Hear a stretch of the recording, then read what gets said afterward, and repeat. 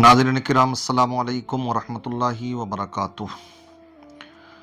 आज हमारे सामने से एक वीडियो ऐसी गुजरी कि वाकई शायद जो भी उसको देखे, जिसके दिल के अंदर ज़र्रा बराबर भी अगर इंसानियत की रमक बाकी है तो ज़रूर उसका दिल पिघलेगा और हो सकता है आपके आंसू भी निकल आएं।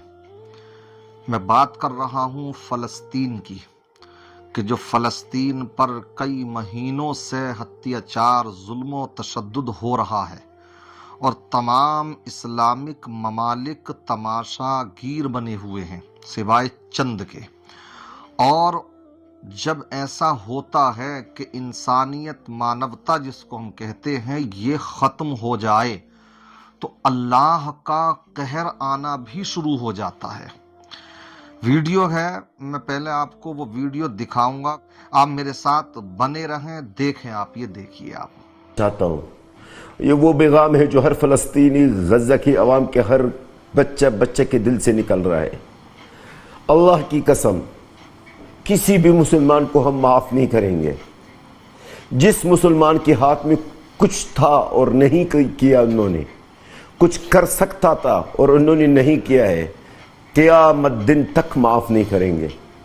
क्योंकि हम जो कर रहे हैं गज़ा के अंदर है, अली हैदर साहब, हम आपके लिए कर रहे हैं। ये बैतुल मुक़द्दस सिर्फ हमारा नहीं है, ये मस्जिद अल अक़सा हमारा सिर्फ नहीं है, ये सारा मुसलमानों का है। क्यों सिर्फ फ़लस्तीन को गैरत है इस मस्जिद अल अक़सा के लिए? हम काबिल नहीं है माफ़ी के, हम काबिल नहीं। मैं हाथ, ये मेरे हाथ जुड़े हुए हैं सर, मैं माफ़ी मांगता हूँ और हम काबिल नहीं है माफ़ी के। हम लोगों ने आपको मायूस किया है, हम सब ने आपको मायूस किया है। आप लोगों का हक है कि आप हमारी शिकायत करें, आप लोगों का हक है कि आप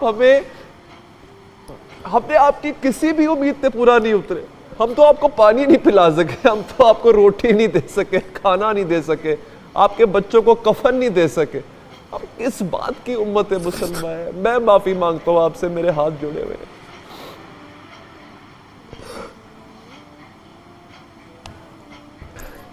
या अल्लाह, मैं दुआ करता हूं कि प्लीज, मुझे नहीं पता, मेरे पास तो खैर इतनी सिवाय शर्मिंदगी के और कुछ नहीं है, सिवाय नदामत के कुछ नहीं है हमारे पास। बर्बाद हो गए सैयद अली हैदर साहब, तबाह बर्बाद हो गए हम लोग, कुछ नहीं बचा है। हमारे घर बार, मेरे ख़ानदान में से तो कुछ बचा ही नहीं है, कुछ बचा ही नहीं है, वाकई कुछ नहीं बचा। अब अगर हमने कुछ कर भी दिया तो क्या फ़ायदा? अब हमने अगर कोई फ़ायदा नहीं है सर। अभी 7 महीने गुजर चुके, 7 महीने गुजर चुके, कुछ भी नहीं। बस आप लोग ईद बना लें, याद से शरबत अच्छे बना लें, आप लोग अच्छे शरबतें बनाइए, अच्छे पार्कों में जाए, अपने बच्चों को घुमाए फिराएं। आप लोग हमारे लिए अब मत रोइएगा, कोई भी ना रोए हमारे लिए, आप लोग अपने ऊपर रोए, क्योंकि अजाब, अल्लाह के अजाब से कोई नहीं बचेगा। ये फ़लस्तीनी जो बच्चे टुकड़े टुकड़े हुए ना, ये इनके जो अजाब है, ये इन जो अल्लाह की तरफ से सज़ा और अजाब होगा ना उम्मत मुस्लिमा के ऊपर, वो आप भी देखेंगे इंशाअल्लाह। आप माशाअल्लाह जवान हैं और अल्लाह आपको लंबी ज़िंदगी दे। आप देखेंगे ये अजाब अल्लाह ताला का कैसा नाजिल होता इसी उम्मत मुस्लिमा के ऊपर है, वो किस तरीके से अल्लाह ताला इस मासूम बच्चों का बदला लेता है। आप सही कह रहे हैं, आप सही कह रहे हैं। अल्लाह अकबर। शुक्रिया आपका जलाल साहब, मैं माजरत चाहता हूँ सैयद अली हैदर साहब, मैं हमेशा आपके प्रोग्राम में हाजिर होता हूँ। नहीं सर, मैं माजरत चाहता हूँ, बहुत परेशान हूँ।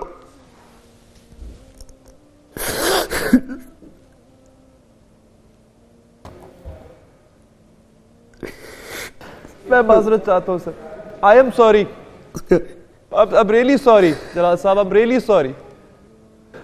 मेरे पास अल्फाज ही नहीं है, मैं क्या कहूँ। रियली बहुत शुक्रिया आपका, बहुत शुक्रिया आपका।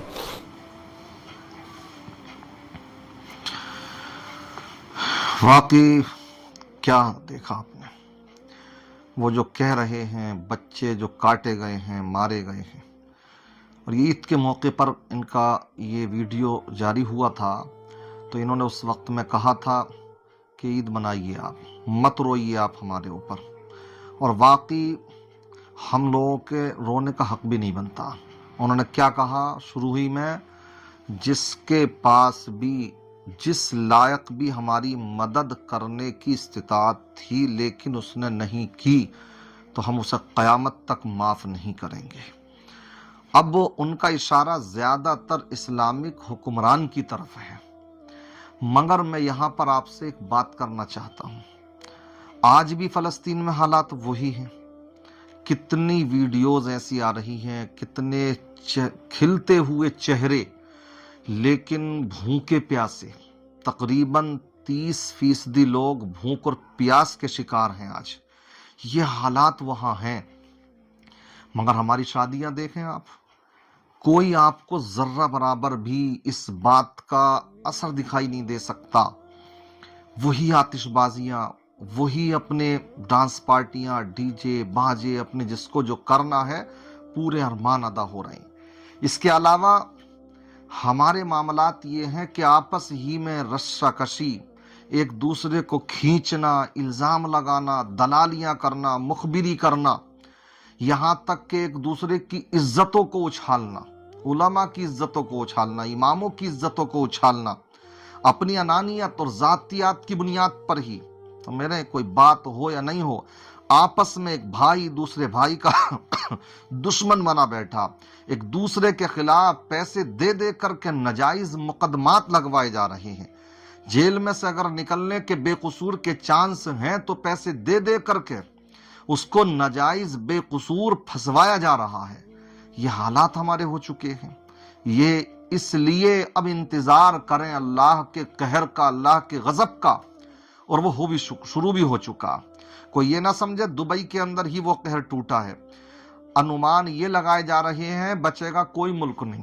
اس طرح کی الگ الگ شکلوں میں تباہ و بربادیاں یہ دیکھنے کو مل سکتی ہیں ہمیں آپ کو بھی۔